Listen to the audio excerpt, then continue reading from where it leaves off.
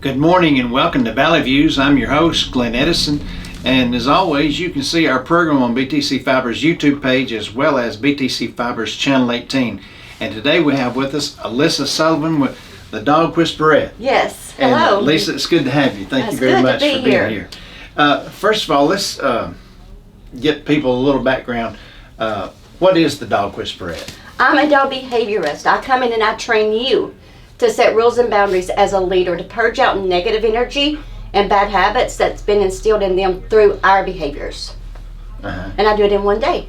Do it in one day? In one day. Any behavior can be solved by changing you to change the behaviors. Well, that's interesting. I thought it would take longer than that. And that's the misconception. People think it takes weeks and send their dogs off, but it's actually changing their environment to where they live. It has to be changed. Energy absorbs. So the bad habits and the negative energy are absorbed in that environment. So we have to purge it out. They cannot. Oh, okay, I see. Well, what caused you to come up with this? Well, I got crippled. I got viral meningitis when I was a few years ago. And I had took a wrong path. You know, I was going down a 9-to-5 job, and I got crippled for 2 years. And so as I got crippled, I started watching Caesar Milan. Yeah. And because I really didn't have a whole lot to do, and I realized that was my dream, that was my passion. So I said, if I ever walk again, I'm going to live my dream. And I went with no money in my pocket and a leash in my hand, and I started my first job, which was here in Dunlap. And it just snowballed from there. Well, now, do you do everything at your home, or do you have a place? Oh, I go to your home. Oh, you go to the I homes. do, yes, because like I said, they're a product of their environment. You have to purge that out of where they live. So the behaviors is like a child. They're going to behave different somewhere else. They're the monsters when they're home and well behaved when you bring them home, you know, when you take them out. So, and you know, a lot of behaviors are caused, and I really specialize in second chance rescue dogs because they need a strong leader. Our problem is we want to coddle them. We want to feel sorry for them. And that's the wrong thing to do. They need guidance and they need a leader to help them purge out their past. Well, that's interesting that you do that. That's because there's a need for that. Oh, absolutely, yes. I would say I'm the last resort. Before they're either sent to the pound or, God forbid, thrown out, because that's a big problem around here. Right. And that's my goal. I say a well-behaved dog is, you're more likely to keep it. You know, we want to throw away the dog because we can't solve the problems when the problems is actually lies within us. So change us, change their behaviors. Well, now, is this a steady business? Yes. So you're staying busy? Yeah, I travel. So I go all the way to Dalton, Georgia, Chattanooga, just wherever I'm needed, because that's one less dog that's going to impact a shelter, you know, because it's a snowball effect. Right. So how do people get in touch with you? You can call me 423-661-9929. I'm on Facebook. I actually have videos on Facebook of my work and the outcome, and the people just raving about, because you'll see when I did first video, they're really down. Every time the last video, they're always smiling, because there was hope. I bring hope. Well, good. That's a good thing, because I know a lot of animals are just kind of kicked out and put to the road and then are dropped off, you know, and that's, of course, that's illegal. But you know, it's not their fault, right? You know, and that they're not wanted, you know, after someone wants to take care of them, and then I guess you've probably come in contact with some people that really like the dog, they want them, but they just can't take care of them. Yeah, they're getting out of hand sometimes. And that's 99% people want their dogs because we bond with them immediately. How can you not? I mean, that's an innocent soul. It's what we all hope for. You know, that's a universal love. It's animals. So, you know, and they impact our lives so much and bring so much joy, but they can also bring despair. And, you know, but within 2 hours, my track record is 2 hours. Really? And I'm talking inner aggression. I'm talking, you know, dog aggression, human aggression. But it's all us, because one behavior sets our energy. So our dog growls one time at one dog, then we get nervous. So we reflect that onto our dogs. So it's calming your mind to calm their minds. Well, that's an interesting philosophy. Of course, that's an area I'm not in that expertise, so that would be new to me. Yeah. You know, to So one of my questions was, do you have customers outside of Sequoia County? But you've already answered that. You go where the need is. Yes, I've been all the way to Nashville, Cartersville, Georgia, which I prefer to stay here, because I drive longer than I actually train. Yeah. But no, I'll go where I'm needed because it's just such a simple fix. It's like when I go in there, they'll say, "Oh, it was so easy," and it really is, but it isn't, because we as humans, we don't see our bad behaviors. We don't see our bad habits, because we live that daily. We don't see the negative energy that we're transferring to our dogs. So what I do is come and make you aware of how you're affecting your dog. Yeah. So I guess, do you have owners watch you? So I start the training, but they finish it. So when I leave, that's why it only takes me a day. You have all the tools of my years of knowledge I transfer to you to keep continuing. I don't leave till everything's changed. They've met a dog, the dogs are together, they're walking, I can walk any dog within 10 minutes. But it's my energy. You don't need all these harnesses, and all you need is a simple lead and your energy. So I say it's a lot of wasted money on all these contraptions to walk your dog, when all you need is a simple rope and a calm mind. That's the number one thing. I've done anything from a Newfoundland, 180 pounds. Oh, really? Yeah, to a 2 pound. But it's all the same. It's calming their minds, and it starts from when you start out the door. In their minds, if you let them go first, you're asking them to be your leader. And we don't realize that. We are asking them to do things that we don't realize we're asking them to do. And all they want to do is please us. Yeah. So, and once they realize what pleases us, they go with it. It's beautiful. Well, it's nice to watch that. Are there specific things you concentrate on, or does that differ from dog to dog? No, it's pretty much the same. I don't ask the breed. I don't ask the behavior, because it's all in changing you. I do any breed. A lot of people ban pit bulls, and pit bulls are the best. And to be honest, the least calls I get is for Rottweilers, pit bulls, and these are full bred, because I do a lot of mix because rescues.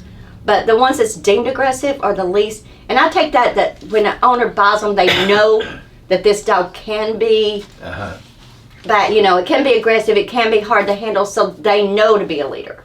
So I give that kudos to the humans who do get these dogs and realize that what they have to do to keep these dogs, in check.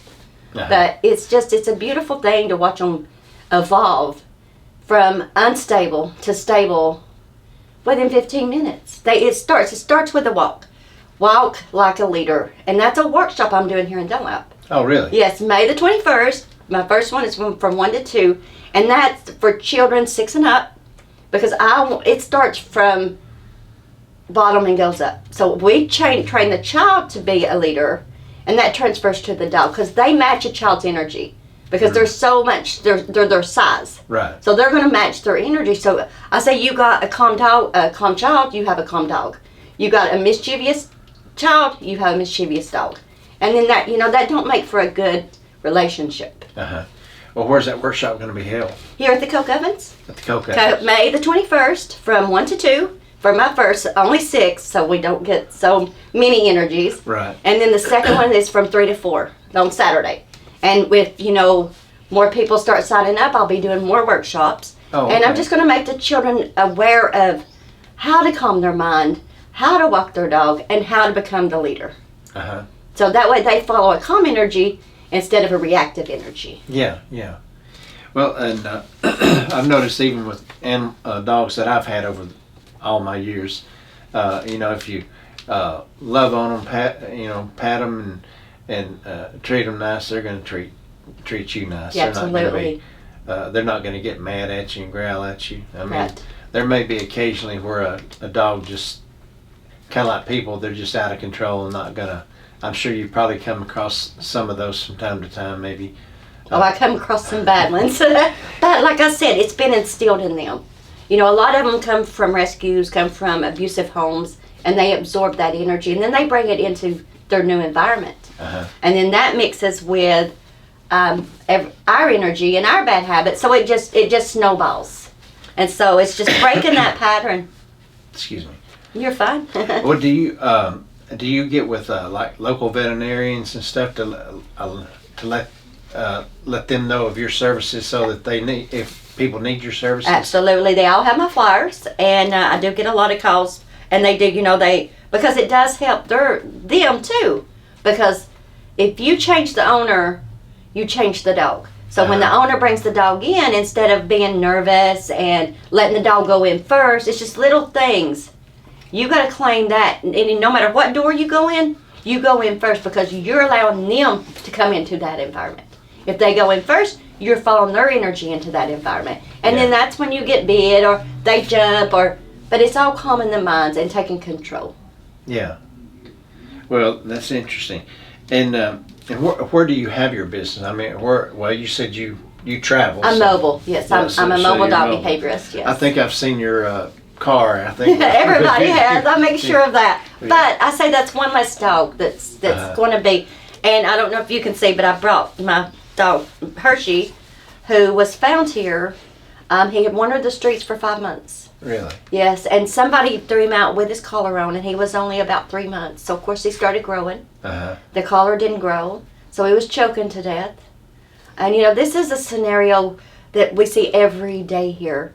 That people, because, and you can fault them to a point, but where do you take these dogs? Right. When you have a mischievous dog, a not well-behaved dog, a lot of people that's the solution, because, and actually we do have Mark, and we have Paws and Claws, and then we have Moringa now. So, there's 3 other options now, which we didn't have in the past, right, to take your dog to, instead of just throwing them out like they're trash. Well, I think a lot of people, their concern in the past has been we need a pound, and when you get into dog pounds and places, that's expensive. It's expensive adventure, and the city and county don't have the kind of money it takes to put it. A lot of people don't realize. I think you just put a little block building and put some cages and put them in there, but there's more to it than absolutely. It takes a lot of volunteers. It takes a lot of money, a lot of charity, I would say. But we have talked to the mayor and Janice and maybe the new county executive, and we want to start a resource center here where we send them to fosters. We don't have to have a place to bring them. We just do an intake, and then they have a home to go to until we can send them up north, because the north has so many laws to have of spay and neuter. By 4 months, they have to be spayed and neutered up north. Really? Or they get fined. So they don't have all these strays. They don't have all this overpopulation. So they're in line waiting to get the dogs that we send to them. So, and yes. And it's a beautiful thing that we do have that, outlet. But it would be even more beautiful thing if we could adopt them around here. We had enough fosters, enough people who wanted them. But it's just a massive intake every single day around here of the unwanted dogs. And it's overwhelming. Right, and like you said, the spay and neuter program, I know they have the mobile spay and neuter program that goes around to different communities once a year. Oh, they do have the Sequoia Valley low-cost spay and neuter now by Save-A-Lot. Yes. And that's based on your income. And don't quote me on this, but it's under $100. And that's paying full price to get spayed or neutered and the rabies shot. It's fabulous that they offer that here now, and that's going to cut down on the population. Right. So I tell everybody, if you are on low income, call them. They will work with you. They have grants. They have funds to help supplement what you can't pay. Right. So there's a lot of resources out there now to help you keep your animals, because that is it's a lot of people's only companion. And so. That jumps me to people becoming hoarders, and that's because they can't afford to have their only companion spayed or neutered, and then it just snowballs. And so, then they get overwhelmed and more than they can take, and then we get called to this hoarding situation. Right. So, I want to put the word out there that there's hope, there's help, just give us a call. And I also say, people, the elderly who can't afford for training, and I know that's their only companion, I go to you for free. Here in the Sequoia Valley, in this valley, I render my services for free. Because, you know, like I said, it only takes me a couple of hours. And what's 2 hours out of my time to save a family and a person's only companion? Because a lot of times that's what they live for. Right. It's because they have that companion. Uh-huh. So. Well, that's that's neat. And you mentioned the hoarding. You know, there's been cases here in Sequoia County, Bledsoe County, really all around, in all the counties around. Yes. And that's kind of sad because it hurts the animals more than it does anything. Oh, absolutely. Well, yes, it does. And then you have to place them. Yes. And then you have to keep them and you vet them, place them. And, you know, you've got 30, 40 animals. That's a lot of spaying and neutering because, you know, most of them are not. Right. And most of them are malnourished. Right. Because how can you feed 40 to 50 animals? Right. You know, and it's just sad. It's sad all the way around. So, you know, my goal is to educate and to bring the tools to help people keep their animals.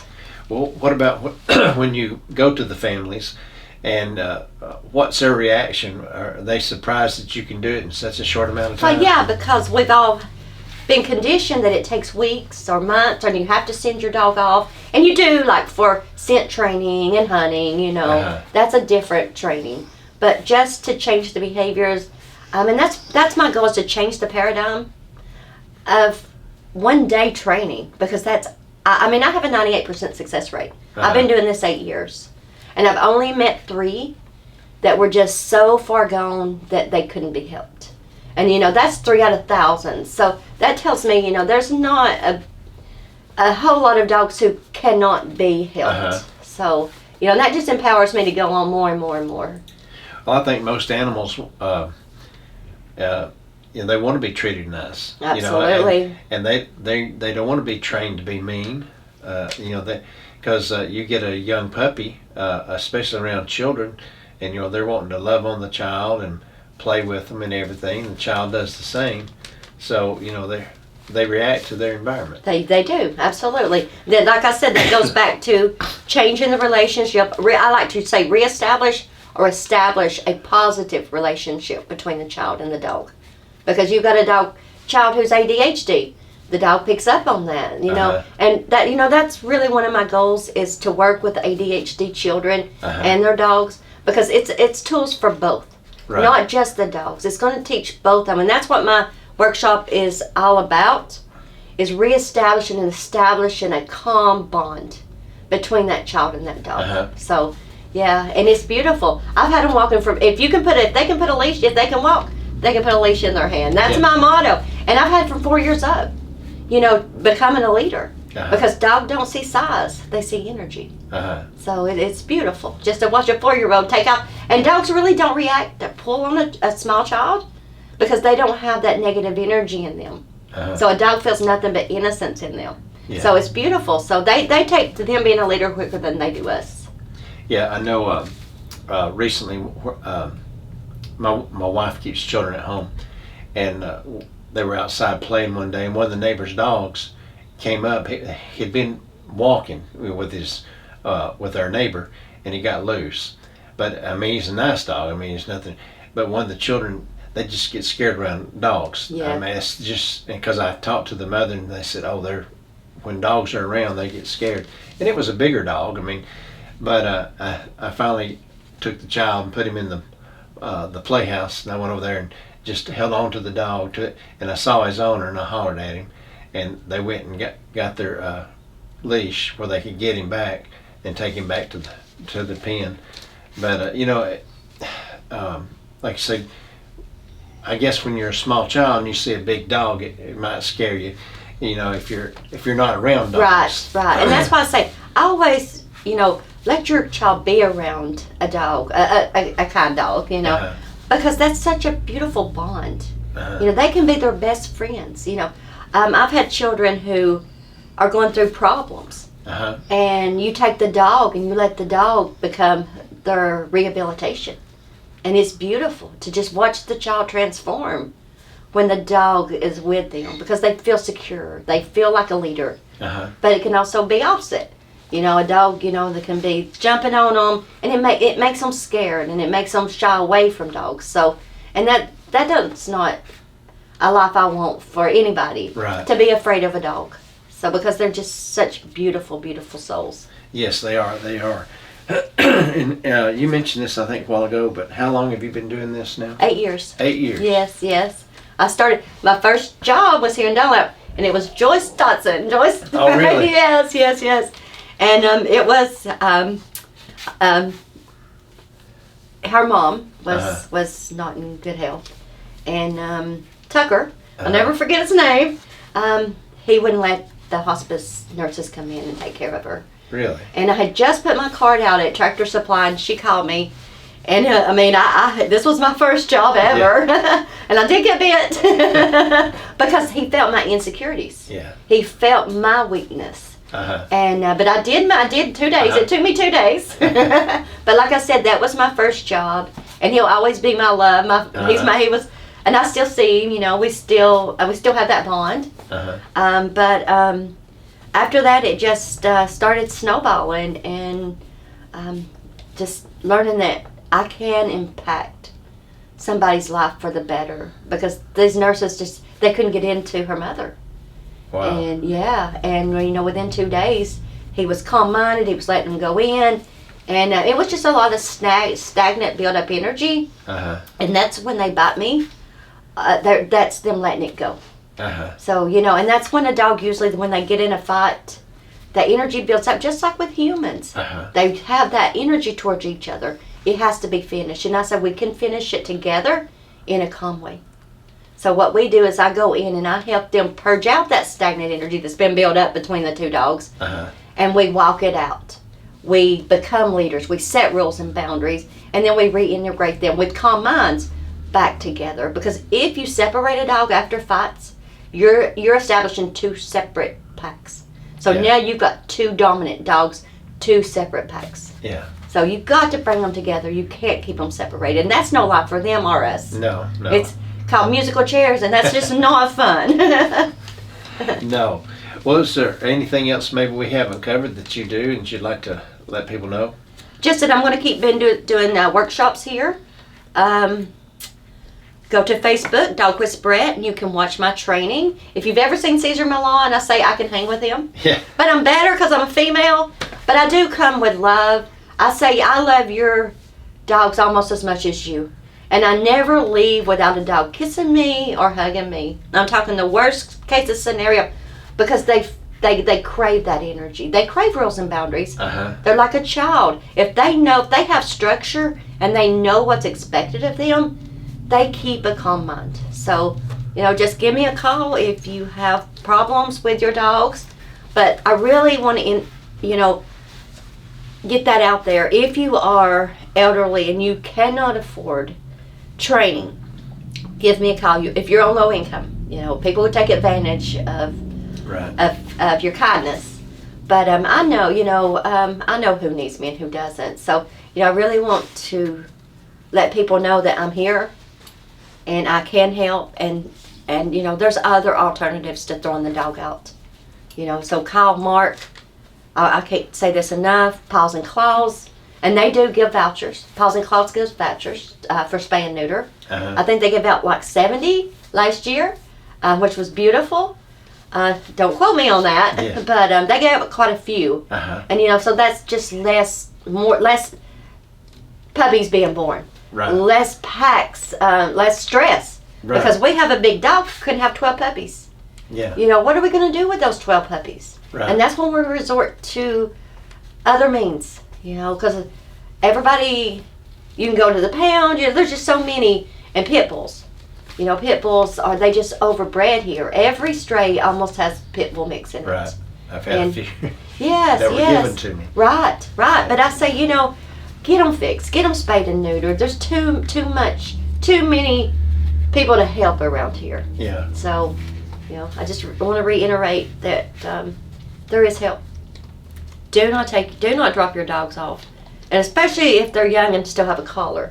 Yeah. Because that's just, if he hadn't got caught once, he would have choked to death. He was already choking, and some grateful people, they finally caught him, and he also went blind.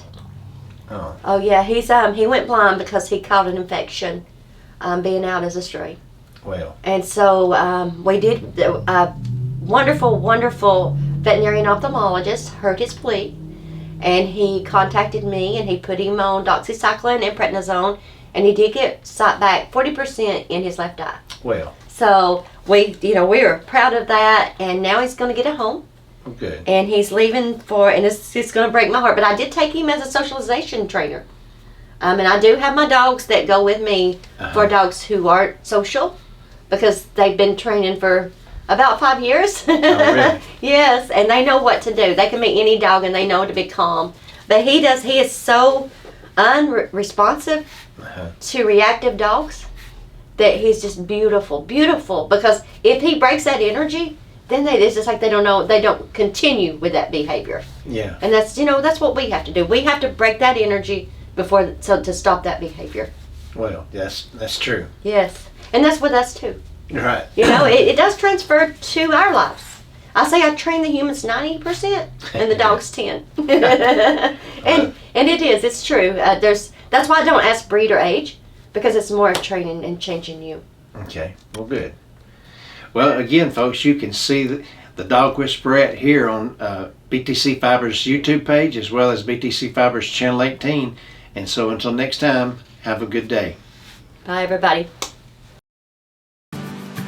Hey everybody, this is Glenn Edison from Valley Views. We appreciate you watching our shows, and we would like for you to like, share, and follow us on Facebook, as well as like and subscribe to our YouTube page.